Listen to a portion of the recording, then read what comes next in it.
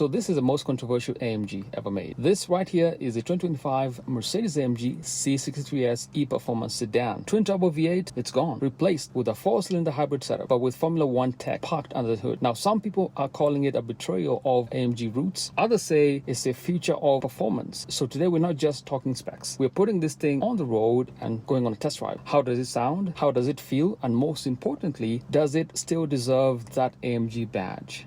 Let's find out.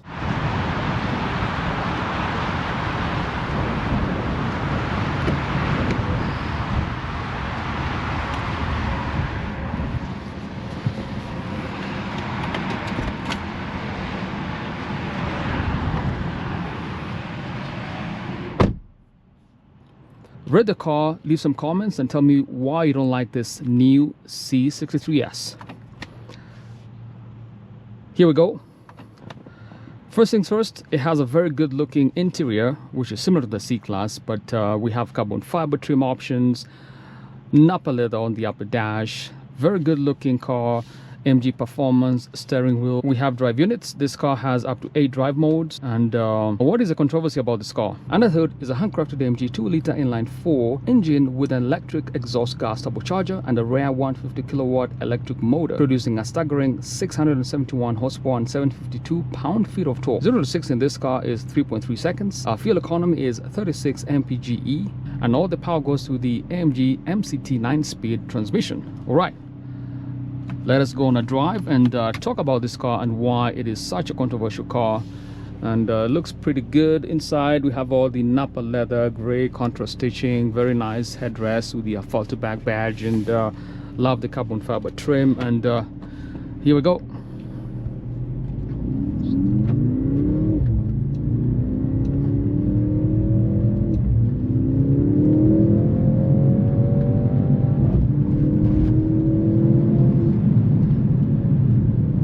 So on 0 to 60 time in this car is 3.3 seconds.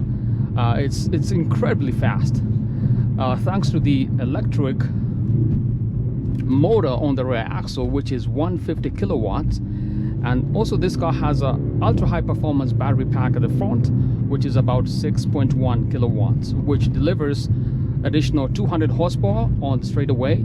And that's what gives this car the combined engine output of 671 horsepower. 0 to 60 time, 3.3 seconds. Looks pretty stylish. On the exterior, we have a ton of color options. This is actually the manufacturer graphite gray magno with a matte finish. Believe it or not, this is actually a factory color in this car. Inside, we have leather upholstery, which is awesome. And first things first, it's a very comfortable car to drive. I love in the Sport Plus mode especially, you get a ton of feedback from the car. The steering stiffens up and it's just a rewarding driving experience. I cannot stress this enough.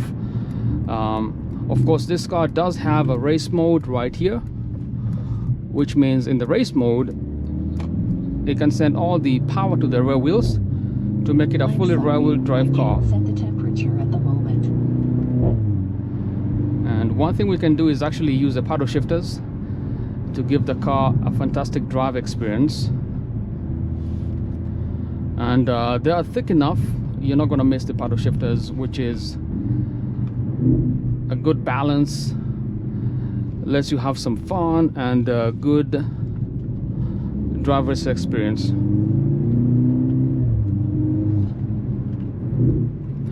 And on the outside, by the way, for braking, you have 6 piston brake calipers, which are branded in red because this car has AMG performance braking system, which means we have perforations on the front discs, which are 15.4 inches in diameter.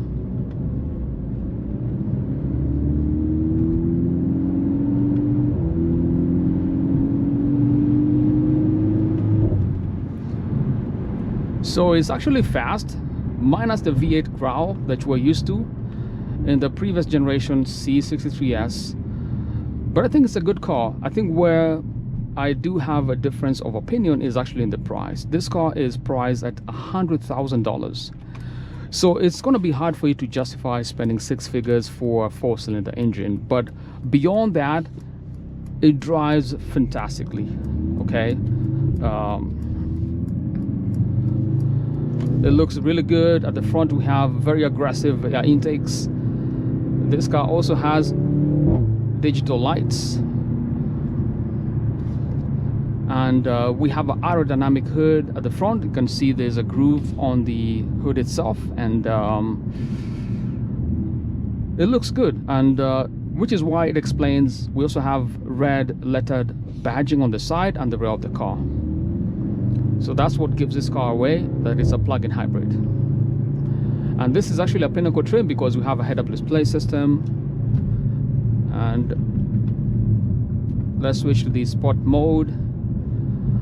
Also dial down to the comfort mode, which is this one here. But if you want to have some fun, of course, you want to switch to the Sport Plus mode, which is plus, but we're not going to do that. But overall, we have a touchscreen display right here. I'm going to show you the route is being calculated. The nav system is also a decent nav system because you can actually have augmented reality in this car. Let's see. In a quarter of a mile, turn right. It actually doesn't show up but there's a video feed which comes up when you start to drive the car. Now turn right. There we go. Augmented reality navigation says I should turn right. I'm just gonna cancel this, and let's go this way. Can you tell me your destination? And then the other thing is this car has a parking assistance, which... Please repeat. Hey Mercedes, I'm hot. The temperature is already on minimum.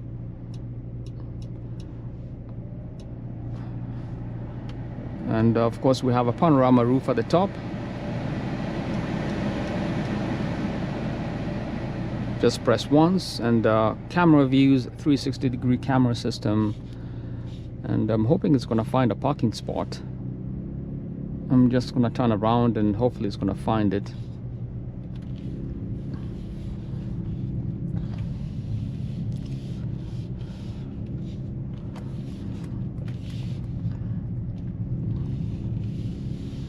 And we have the E53. This is probably a 2026. We'll check that out next.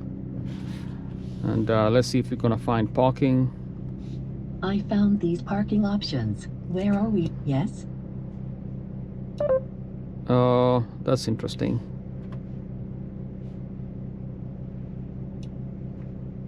There we go.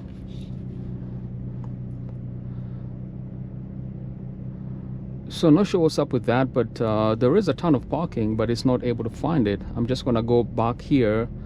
We have the AC fast charging system, rather AC charging system. This car doesn't have a DC fast charging system. So in a few hours you can charge this car to 100%. I'm gonna park next to the S63E Performance.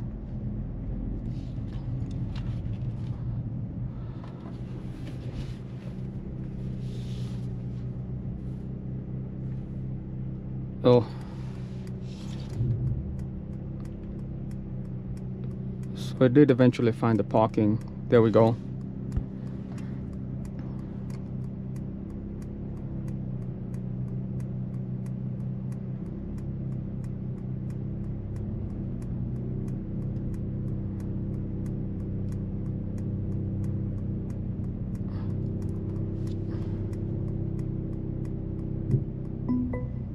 There we go. So I did find the parking finally, which is awesome. And the other thing I'm gonna do here, we have this view, augmented reality view on the exterior, on the outside, and this screen is actually really hot. That's the one thing I don't like about this car. The OLED touchscreen display gets extremely hot, and it's not really a hot day today. It's slightly overcast. It's about 75 degrees, I think. Yep, 74 degrees, but the screen is actually quite hot.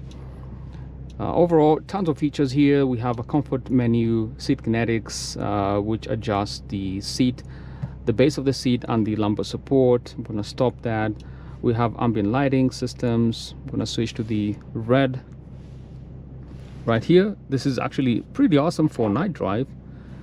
And we have the charging menu right here. It's actually at 60%. You can actually charge it. And what's the other menu system? Performance. We looked at this. We have this clock systems. You're gonna set the start stop times. And, which is nice. Energy flow, you can see as you drive.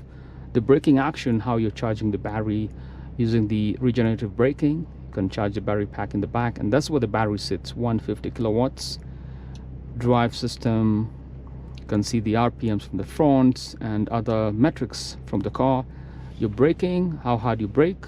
Once you start to brake, you can see that shows you how hard you're braking. And then the engine menu and climate systems, air quality, which means that this car has a charcoal filter system, charcoal filtration system for filtering fine particles, pollen, odors, as well as sulfur dioxide and nitrogen oxide out of the inflowing outside air.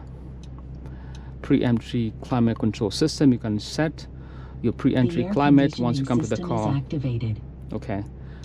And there's a fingerprint sensor right here. Overall, it's a good car, but I think the price point for me is actually the connected now. Pardon, would you repeat that, please? Cancel. And that's the thing. The voice assistant routinely interrupts. Either that, or I have to configure the voice command so that it can actually detect when I just speak. But it sort of goes off and starts speaking when you don't need it to. And cup holders inside here, some storage, USB-C port. We have some inside here, as well as NFC wireless charging, and glove compartments, sun visors. We looked at those, and can actually open or close the sunshade by swiping your finger. And I'm actually going to leave it closed. I'm going to swipe. It's actually quite sensitive. Oops. There we go. It's closing. So what's the final verdict? I think for me, I'm still split on this car. I think the price point is slightly higher, and I guess that's because of the plug-in hybrid setup, and it's got Formula One tech, but it's $104,000. From my perspective, this is a solid 7. I think this car would do better with the engine from the CLE 53 AMG, right? 3-liter inline 6. But now we have this setup, 4 cylinders, and I've gotten a ton of negative comments. But my verdict is I wouldn't get this car. I think I'm just going to wait until perhaps 2026 or 2027 to see what Mercedes does with this car. I haven't seen a ton of these on the road. So the question is, do you know anyone who's bought the new C63S? And if you have, what's your take on this car? So leave some comments, comment down below, and let me know what you think about this car. And as always, please give this video a big thumbs up. I know a ton of you watch my videos, but only about 10 to 15% of you are subscribed. So please subscribe and help the YouTube algorithm. That's how I get more viewers and more subscribers on the channel. And I'll be bringing you more exciting cars. And until next time, guys, stay positive. Peace.